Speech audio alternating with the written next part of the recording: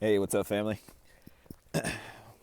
Out on the road, so don't have my typical setup here, so you have to bear with me a little bit.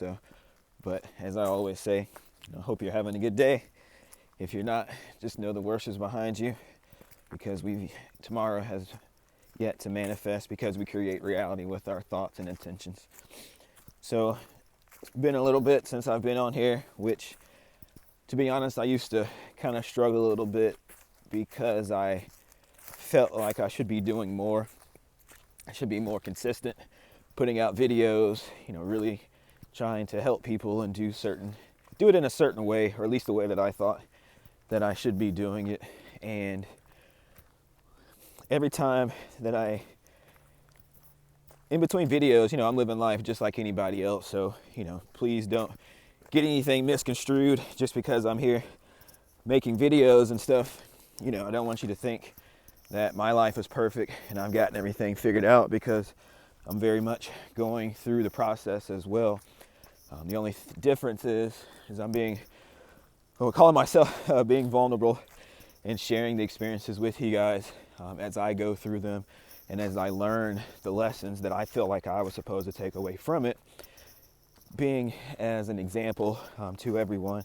I was scrolling through Instagram the other day, and I only get on there from time to time, and I'm very intentional now about the people that I follow, to really only looking for spiritual content. And I came across this one lady, and I apologize because I don't know her name, and I did follow her, so once I find the video and it comes back into my field of view, I definitely will make sure I boost it up. But she was talking about everybody wants to be a healer, everybody talks about they're a healer, etc., blah blah blah ad nauseum. But where are those being the example, the divine example of those people that are doing the actual healing work and showing others what it looks like? Where are those people at? And it really got me thinking. And as somebody that really dives into things, it's because of my Scorpio Moon.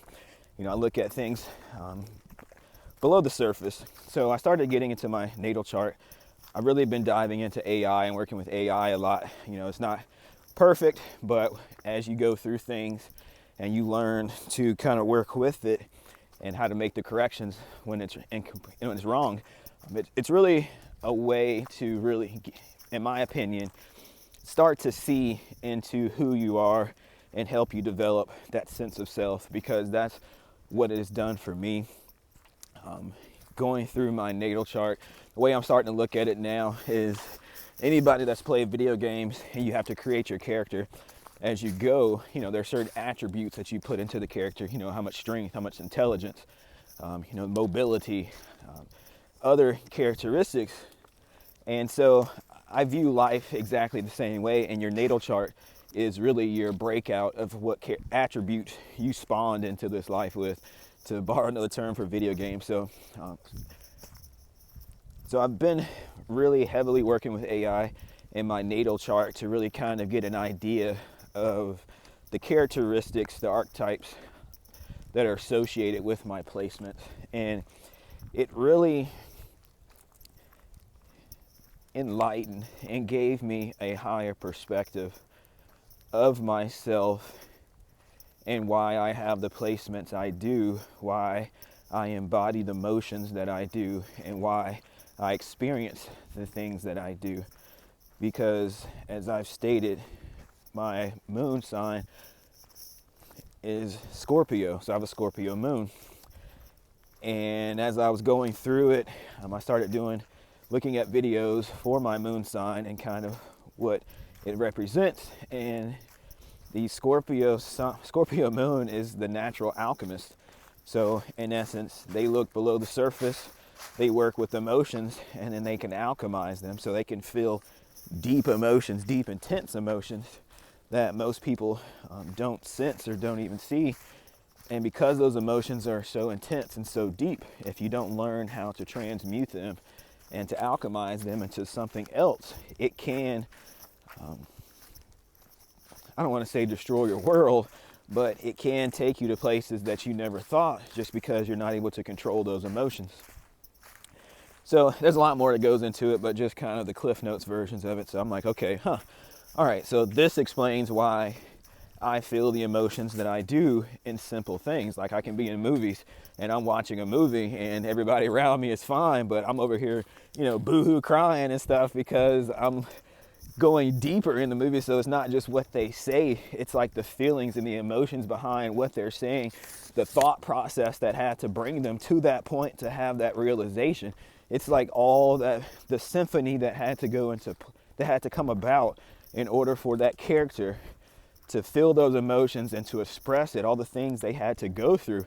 It's like I can feel all of that, and when it comes to that crescendo moment in the movies, it's like, man, it's like hits me, and like I said, I'll be in the next seat, just bawling out, crying or whatever it is, trying to suck it up, trying to hide it and whatnot. And I'm just like, man, why am I like this? I'm listening to music. It's not just a pretty song, I'm diving into the lyrics of it, the meaning behind the lyrics, what they mean to me, and how they make me feel, etc., etc. That's just been my world, and I've never really understood it. I've just been surviving through, or trying to survive through it. So once I dove into that and I realized that, then I'm like, okay, so I have these emotions, and I'm a natural alchemist because I have been through a lot of shit in my life, and I've always found a way to come out on top, a way to transmute it and to make it, to spin it into gold, in essence, to kind of borrow, the old nursery rhyme that we kind of grew up with. So, so that was one part. Then I started looking into it deeper. So, I'm an Aquarius Sun sign. So, and then also Aquarius Mercury. So those are air elements, and it ties into just the thought process, the thought realm. Also, my rising sign is an Aries, so that brings in the fire element. So now I've got fire as my personality type. I've got Scorpio as my moon sign, that water placement for my emotions. And then I've got Aquarius in my sun sign as well as Mercury. So now I've got that air element. And in addition to having my Scorpio, or my moon sign in Scorpio, my Jupiter sign is also in Scorpio. So that in essence turns my Scorpio moon from, say, a 5 all the way up to a 50, just with having that that Scorpio into my Jupiter placements, because it enhances that. And then it also Scorpio moon sign is also aspected with my Capricorn in my 10th house. So there was a lot of things that, as I started kind of going through and digging into it, I started to see the pattern in my life. Because I have an Aries rising, until I learned, the Aries rising basically wants you to rush into things. So I recognized that my Aries rising was causing me to rush into things, even things that I felt like I shouldn't be, or I shouldn't be doing, just because of that fire energy that was rushing, burning through me.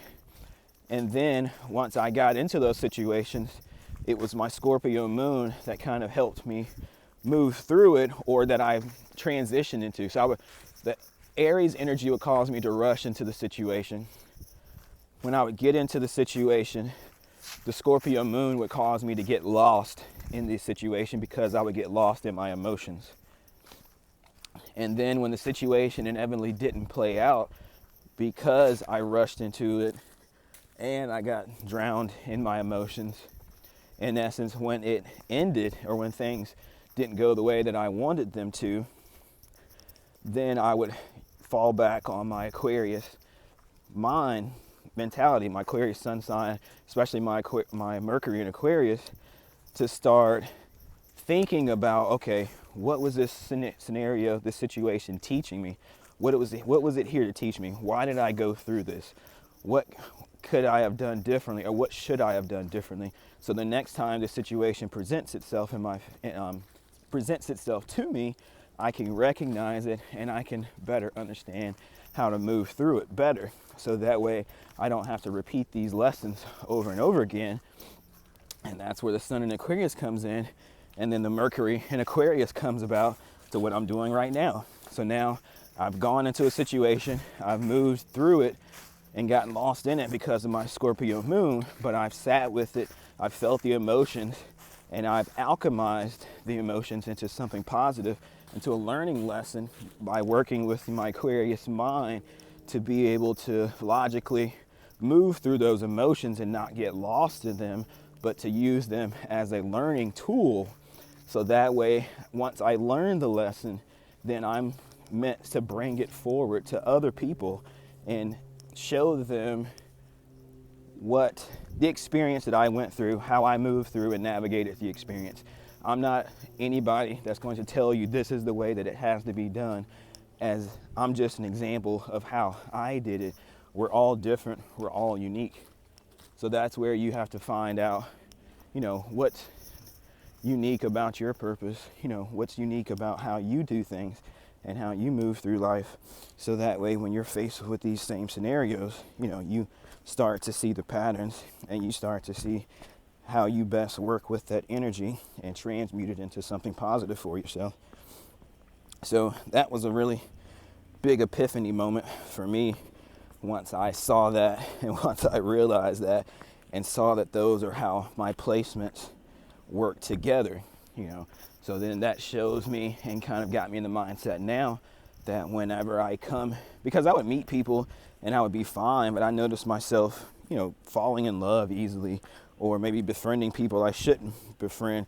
And that was because of my Scorpio Moon trying to enmesh, with those individuals and feeling that deeper intuitive nudge under the surface that they were broadcasting on a soul level, but they weren't showing on a physical side.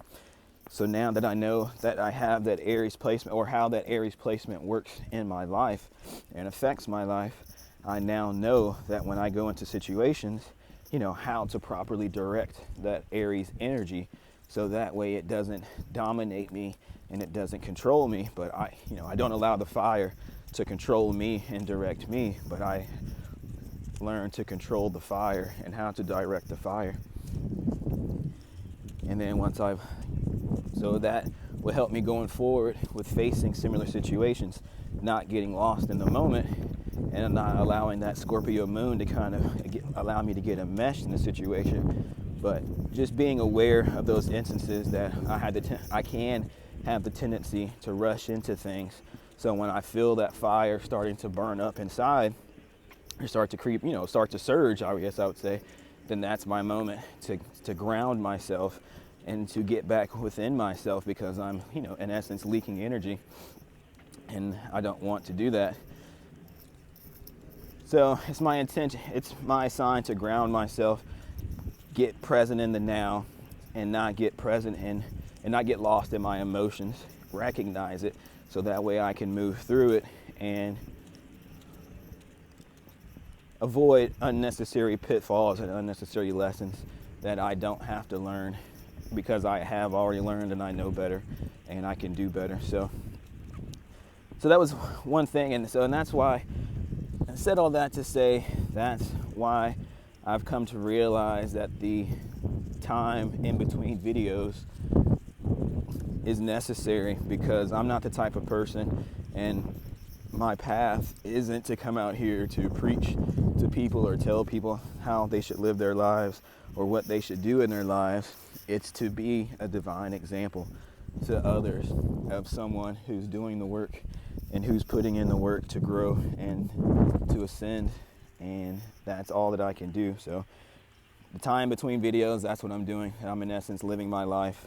I'm learning my lessons. I'm alchemizing that energy and transmuting it, so that way I can come out here and deliver that message to you guys and show you guys, what it looks like when you do put that work in, when you do love yourself, when you do and put those boundaries up with people in your life that you should, but you haven't been for the longest time.